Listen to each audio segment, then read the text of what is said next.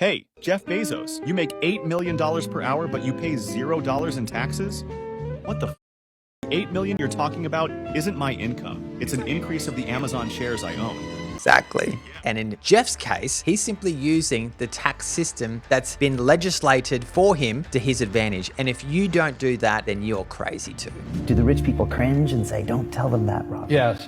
Don't tell people what you know. My father was the head of education. I go home and ask him, said, why don't we learn about money in school? And he looked at me and says, because the government doesn't let us teach that subject. It's so true. You've got to learn how to break out of the matrix 9-to-5 system. It's imperative. And guess what? I'm Matthew Fraser, and this is Amazon Ecom Secrets. I'll be sharing with you the secrets that helped me go from millions in debt to an 8-figure entrepreneur. If you're ready to escape the 9-to-5 and live life on your terms, let me show you the way. I'm going to be doing reactions to hopefully some intriguing videos, and hopefully this starts a lot of controversy. Let's do it. Hey, Jeff Bezos, you make $8 million per hour, but you pay $0 in taxes? What the fuck? Well, I don't make any money. What? Okay, look, the 8 million you're talking about isn't my income. It's an increase of the Amazon shares I own. Exactly. Yeah, but you still made a profit. You gotta pay taxes on that. No, as long as I don't sell my stocks, I don't have to pay anything. Well, you're gonna have to sell it eventually. How are you gonna get money then? Whenever I need money, I go out to the bank and take out a huge loan. Well, let's just stop right there because he just touched on something that I'm absolutely passionate about, which is not destroying the complete system. And right now, the current Labor government wants to bring in a tax on unrealized gains. So right there, when he said the stock price has gone up and you haven't paid tax, yeah, it's because he hasn't sold the stock. So therefore, he hasn't realized the profit or the loss. And so therefore, you can't be taxed. And now, I would just urge you, do not vote for the Labor government. They're going to cripple this economy even further than they already have. But if you love Albonomics, I guess, if you love high prices, then keep Albo. And since debt is tax-free, I don't have to pay any taxes Yes. on that. Well, how are you gonna pay off that loan then? I'll take out an even bigger loan to pay off the previous Yes. loan. And how are you gonna pay the bigger loan then? I'll take out a loan even larger than that and do the same Yep. thing. Wait, you're gonna keep doing that? Till when? Until I die. So you won't ever pay taxes in your entire life? How do the banks allow this if they know you're gonna keep taking out loans? Well, the banks get their interest paid back from the loans, and I get to save billions in taxes. So it's really a win-win situation. How does the government allow this? You guys wrote the tax code, not me. Look, the government did write the tax code, but honestly, you would not want to give the government any more than is necessary. And in Jeff's case, he's simply using the tax system that's been legislated for him to his advantage. And if you don't do that, then you're crazy too. If you're gonna make millions and millions and millions and millions in e-commerce, you're gonna sell some weird fucking product that if you're at a dinner party and someone says, oh, what do you do for a living? You don't wanna say that you sell glow-in-the-dark teddy bears. Or you don't want to say you sell dildos. Everyone has this idea of e-commerce like, oh, I'm gonna get into e-commerce and I'm gonna start the next jewelry line. Or I'm gonna start the next successful clothing line. Yeah. You're not. Like, that's the reality of Yeah. the successful e-commerce. That's fascinating. When I got into e-commerce, I started selling what I thought was what I liked, which was automotive type products. And it didn't work out. And I never ever thought I would end up selling healthcare products amongst other things. So sometimes you just don't know what you're going to end up selling. But I can tell you what, I just want to sell whatever sells. And so should you. Do the rich people cringe and say, don't tell them that, Rob? Yes. Don't tell people what you know. Right. Keep them poor. My father was the head of education, PhD, all that stuff. I go home and ask him, said, why don't we learn about money in school? And he looked at me and says, because the government doesn't let us teach that subject. I've got to stop it right there. This is such a bugbear for me. It's so true. Robert, who wrote Rich Dad, Poor Dad, a book that you must read, fundamental to anyone going into business or entrepreneurship. He is so true.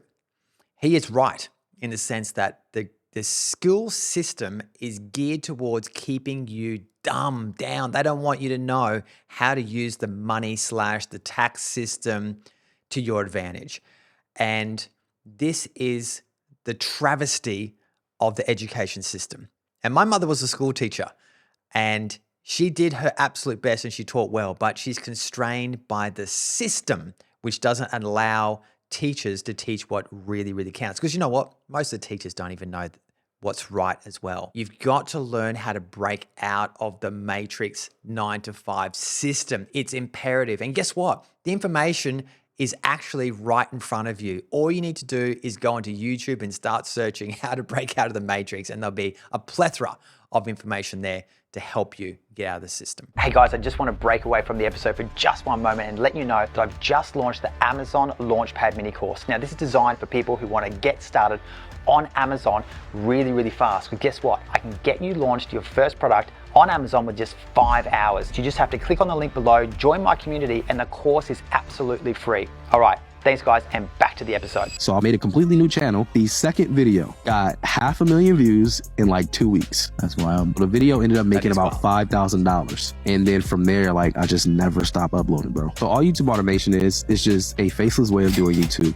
without creating the videos or ever showing your face on camera. All you're doing is going on freelance sites like Upwork, Fiverr. All these freelancer sites have script writers, video editors, voice actors, and thumbnail artists, right? And so you built this team to basically produce the content. This is so powerful. You could actually make money without even putting your face on YouTube, like what I'm doing right now. I'm putting my face on YouTube, but you can do it without putting your face on YouTube and automate the whole process and monetize that channel. And it could make you millions of dollars. This guy is onto something here. And I tell you what, I'm on the verge of going down this path myself, because after now doing e-commerce and Amazon for so many years, there's some other business models that I'm really interested in that can help grow my wealth, but do it with less friction and less inventory and potentially less mistakes. Go check them out. Hey, excuse me, how much money do you make a year in New York City? I make over 6 figures. Oh, wow. Can I come to work with you today? Yeah, sure. I'm about to head to the warehouse right now. What is this place? This is the warehouse. This is Ciroc. I just finished eating. So if you see crumbs on my face, don't make fun of me. How'd you get started into Amazon FBA? I started out doing retail arbitrage. And what retail arbitrage is when you drive to the store, to retail stores, and you buy products off their shelves. So I used to drive to the Nike outlets. I used to scoop all the shoes off their shelves. Day to day, usually from 9 to 5, I'm looking at catalogs, searching for profitable items to buy. And then 5 to 9, I'm at the warehouse prepping stuff. What's the most fulfilling part about doing what you do? Getting to be your own boss and making money in your sleep. I realized that you don't even have to do any of the branding and marketing yourself. You can just take a brand that already sells very well and you can buy it in bulk and then just plug and play. It's that simple. You can make money from well-known brands that you already buy and love. Look, this is one way to make money online, and I take my hat off to this guy for doing it, the retail arbitrage. Just like he said, there are some issues with it, of course. One is that you're now competing with other people who are selling the exact same brand. What I like to do is find existing brands where I can get exclusive distribution and I'm the only one selling that product in the marketplace. Now that is a winner. A lot of people aren't going to like this one. Poor people usually spend their money and invest what's left, whereas rich people invest their money and spend what's left. And here's the kicker. You can have very little money, but still have a rich mindset. It's just about the philosophy. I really like this guy. I've been seeing him on social media recently. He's definitely worth a follow. He comes up with some really, really good quality information that'll help get your mind thinking. Check him out. Let me show you how to take a side hustle or an idea and turn it into a company. Oh, okay. Level 1, proof of concept. Sales go directly into your personal account. You have no protection, no tax benefits, no write-offs. Nice, you made it to level 2. Form an LLC, tax as a sole prop, and open up a business bank account. Money comes into the business, the LLC, and then you can take write-offs and expenses. Pay yourself by taking an owner's draw. Now you have the protection of an LLC. My personal favorite, level 3. Time to form a holding company, an LLC, taxed as an S-Corp, owned by you. Sales flow into your business, which is now a disregarded LLC. This company is now going to pay your holding company a management fee. Your holding company is going to pay you a salary and quarterly distributions. This allows you to avoid self-employment taxes and take advantage of the low corporate tax rate. Be good to future you.